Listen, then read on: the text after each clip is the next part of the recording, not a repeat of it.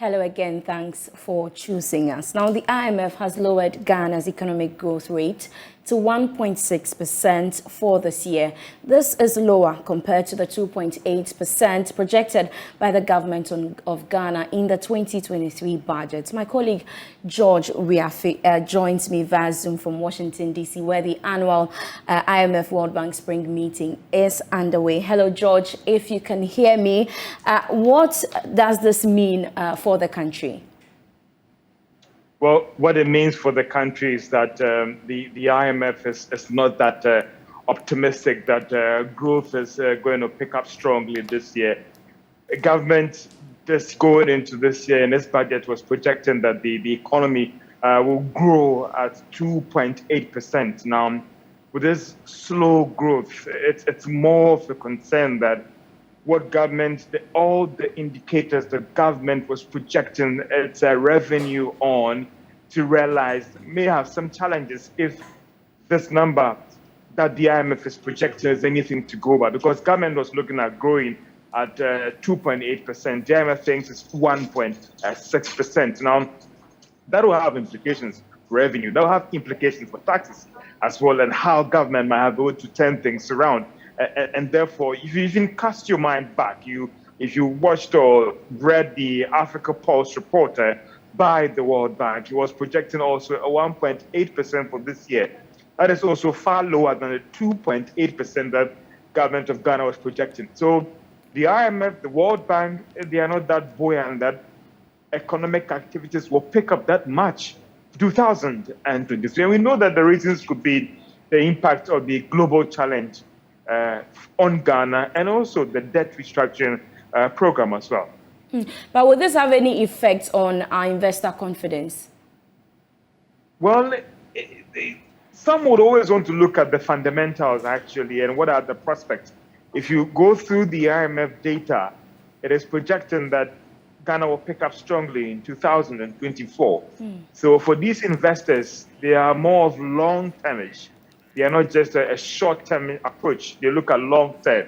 And so they will not take a decision just based on a year projection. If things are going to turn around quickly next year and the coming years, that will still see these investors in here try and stay in this economy.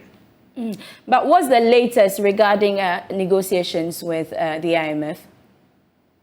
Well, the negotiations are going well in terms of our economic program. As we speak right now, the Finance Minister, Ken Ofori-Atta, is locked in a virtual meeting with the Paris Club, where we understand that they should very soon announce the formation of a partial creditor committee. And that committee would then begin negotiating with the government of Ghana on the way forward in terms of our debt situation. Are they going to fully participate in Ghana's debt restructuring program? Are they going to also see that Ghana they'll cancel Ghana's debt? All these things are on the table. Just a while ago, the G24 countries was holding a press conference, and the lead was talking about the fact that, there's supposed to be a common framework where every country comes together to talk about Ghana's situation or to talk about restructuring of debts. Now, if one country doesn't want to participate in that program, that presents a lot of challenge for countries like Ghana and others in restructuring their debts. And we all know that country that doesn't want to participate in the Paris or the creditor committee engagement. That is China. And so he sees that as a real challenge going forward in trying to reach an agreement when it comes to the debt situation of member countries or developing countries or emerging markets. But are things looking positive for us? Do you think that we will be able to meet the May targets that we have set? Well, as we speak right now, nobody is boxing him or herself to any targets here. There's still some uncertainties, fluid situations, as in reaching an agreement to these external creditors. And it's a real challenge for Ghana going forward. But again, I would say that if you hold all these factors constant and hoping that things progress fast and steady as all we're looking forward to, then maybe we can put our head on the chopping board and say second quarter is feasible. May, likely feasible. Thank you so much, George Riafi. We'll leave it here. George is our man there attending the annual IMF World Bank Spring Meeting happening in Washington, D.C. And we'll definitely bring you more subsequently. Now, capital market players are worried about the kind of returns they will be gaining as amid ongoing negotiations with the International Monetary Fund. According to President of the Ghana Securities Industry Association, Winston Nelson Jr., the industry is concerned about the IMF deal because it presents another layer of confidence which could boost activities on the capital markets positively. Winston Nelson told Joy Business that continuing postponement of the deadline for the agreement with the fund brings some uncertainty onto the market.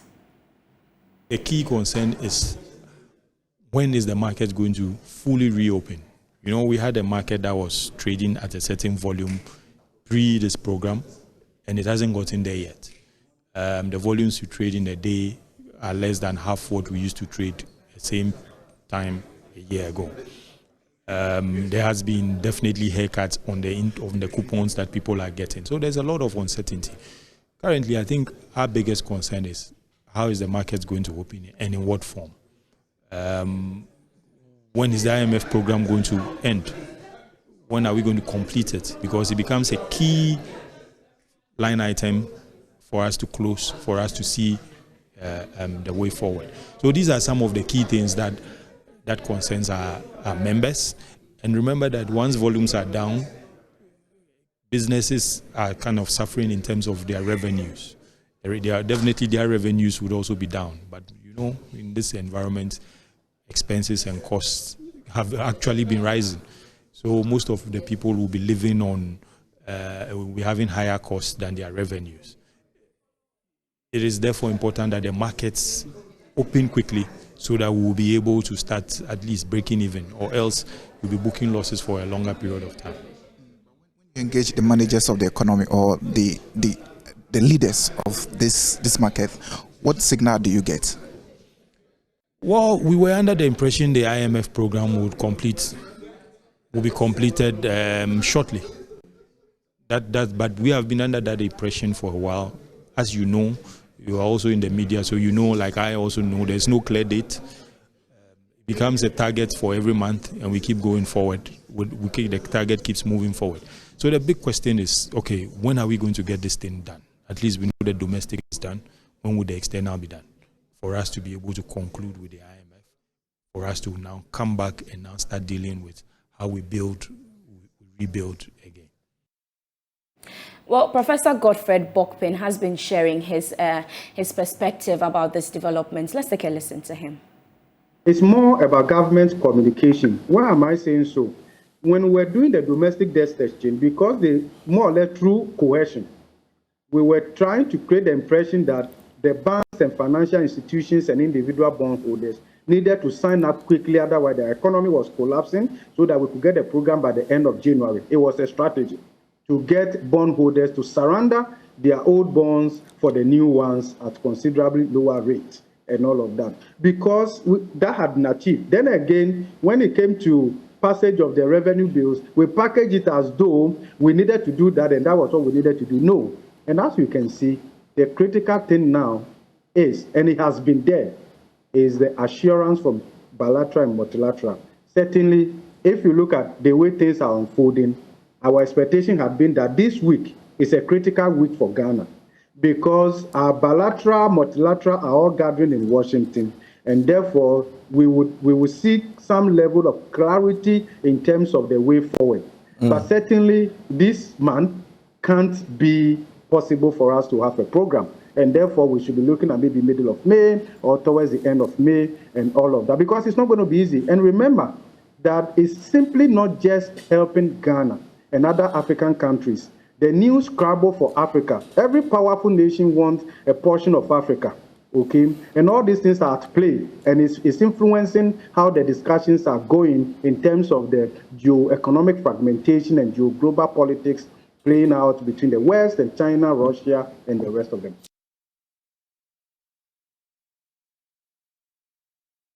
IMF interest rates rose marginally as government recorded a slight oversubscription of its treasury bill sales. According to the latest auction by the Bank of Ghana, the rising rates are in tandem with a recent policy rate increase by the central bank. The following business desk report has more.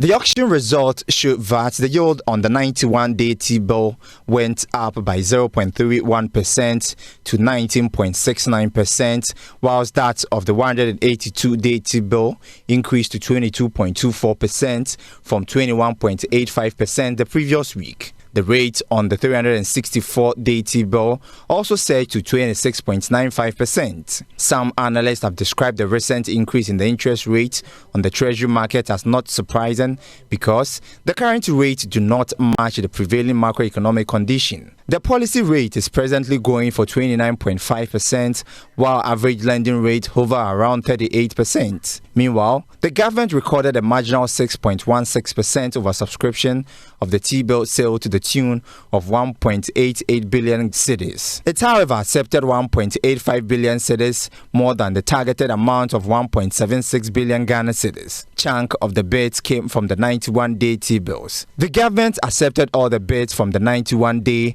and the 182-day T-bills. 1.293 billion Ghana cedis and 422 million cedis were obtained from these instruments. However, it accepted 140 million Ghana cedis out of the 167 million tendered for the one-year bill. Now, joining me via Zoom with more on this is Head of Trading at Republic Securities, Patrick Edemagama. Patrick, thank you so much for your time here. Now, according to the Bank of Ghana, the rising rates are in tandem with the recent policy rate increase. Tell us more about the impact. Well, good evening. What we are seeing happen now on the market is that the market is gradually going back to where we came from. A trend is being created by these rising rates, and this is in tandem with what the other economic indicators are showing. With this, we expect investors' appetite to grow bigger every time, and they should be able to ask for more in the coming weeks coming. This also puts government in a space where the government will have no choice than to accept higher rates in order to be able to meet its targets. Thank you so much. Patrick Edemagama is Head of Trading at Republic Securities for joining us with more on that. We'll take a quick break here on Business Live. We'll be back with more. I'm Beverly Broohm. Please stay.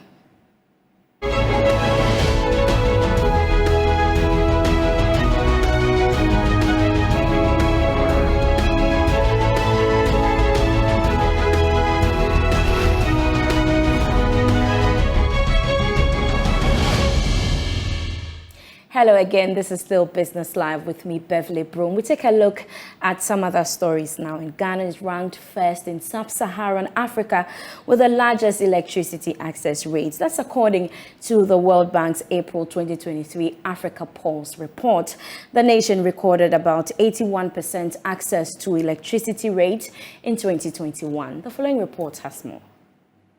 Ghana beats African powerhouses such as South Africa, Kenya, and Nigeria.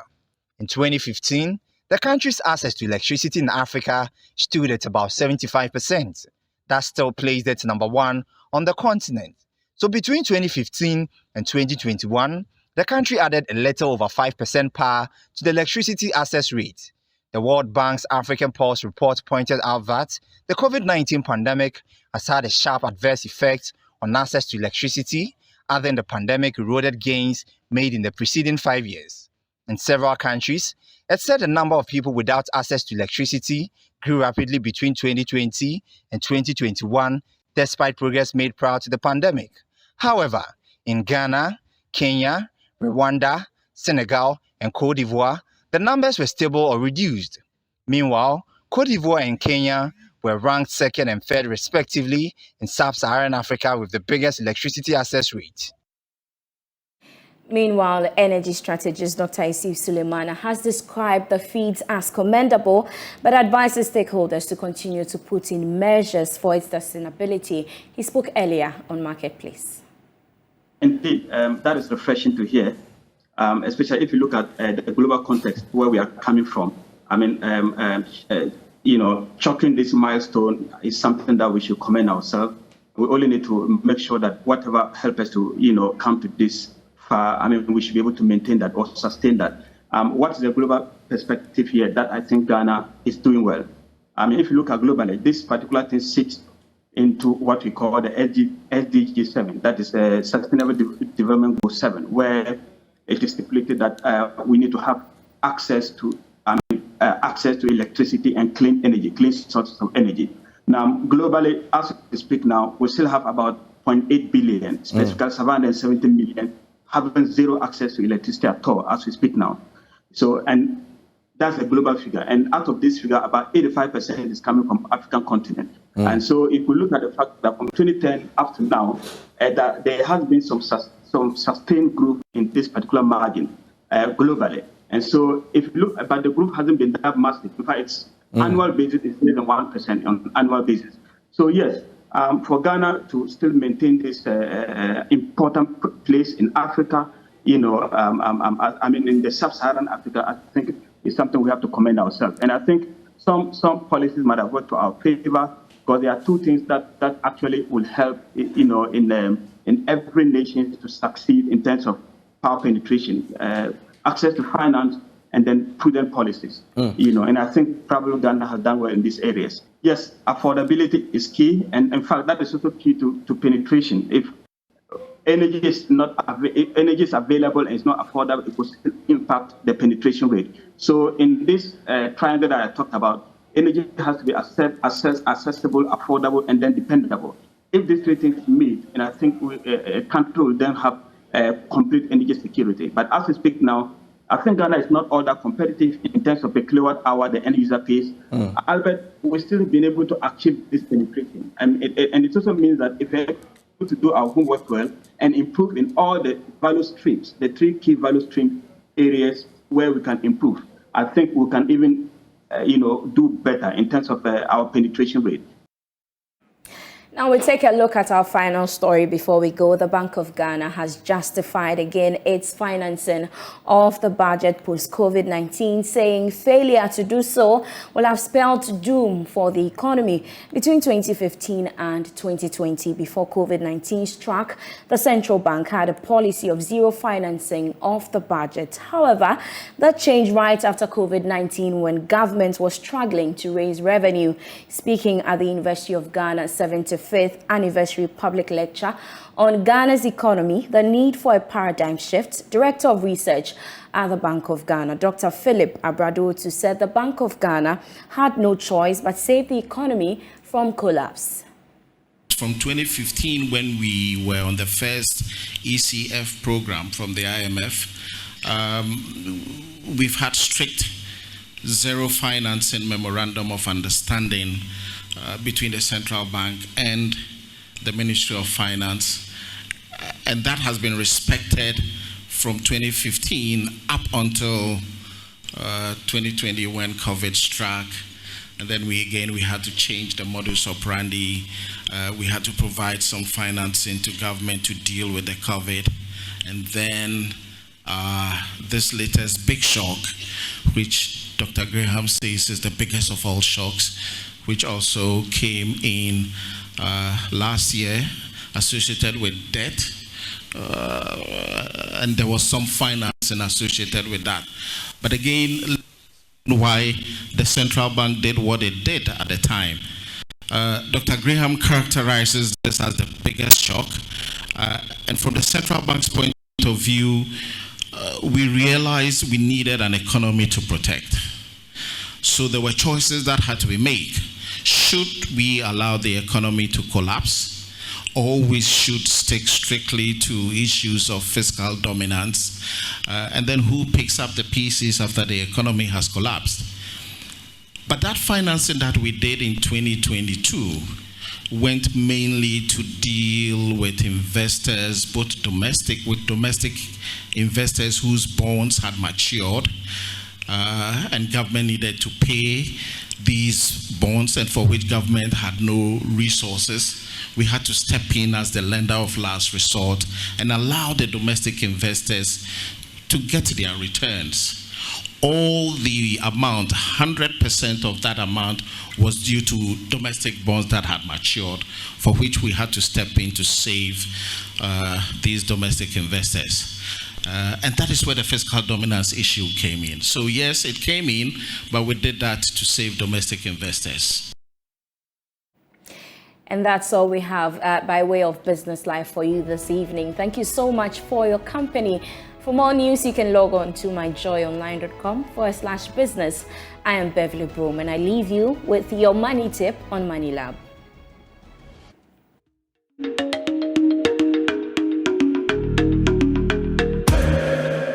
Hi there, my name is Benjamin Opokuwari from Alliance Life Insurance. Welcome to Money Lab. In our previous episode, we talked about the claims process. On this episode, we'll be talking about some of the documents you will generally need to process a non-life insurance claim. For a non-life or general insurance, you will need an identity card from the third-party claimant. You also need a completed claim form from the insured. You will need a driver's license of the insured.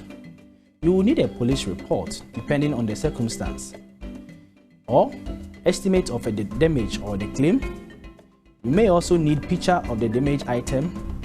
You may also need a fire service report or a medical report.